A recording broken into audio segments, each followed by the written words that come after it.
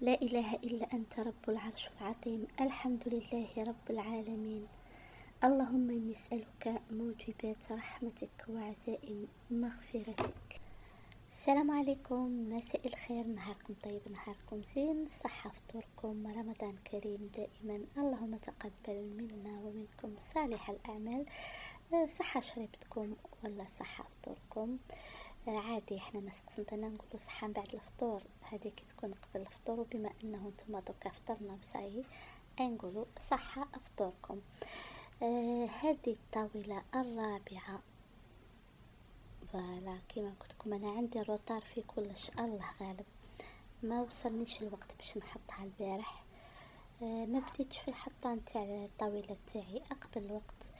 دائما طاولة بسيطة بدون اكل وبدون ديكور. صراحة سبق وقلت لكم عندي بروبليم دو سونتي هاد العام، غير تلبية لرغبات بعض الاصدقاء وخاصة حنيفة الا انسيستي. سينو والله يعني هاد العام قررت ما نحطش وما ندير والو. نشبع راحتي. مي بون، قدرها عزيز. اختي طلبت مني حاجة بسيطة، هذه هي الطاولة تاعي. اكيد الاضواء انا ديما حاضرة الاضواء.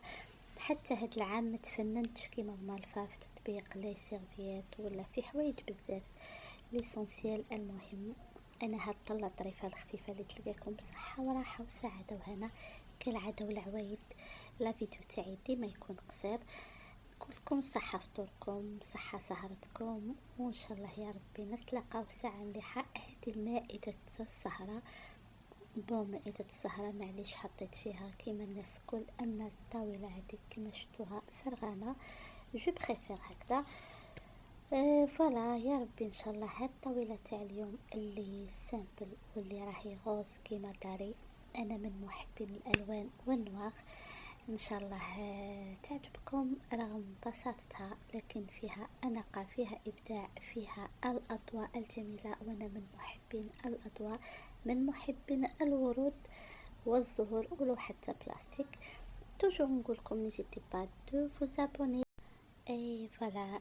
نقولكم صحة فطوركم، صحة سحوركم، ان شاء الله نتلاقاو في لايف اذا حب ربي، واذا كنتم فورم راح ندير معاكم لايف، اذا ما قدرتش راح يكون غدوة ان شاء الله. السلام عليكم، ابينتو ان شاء الله، سلام.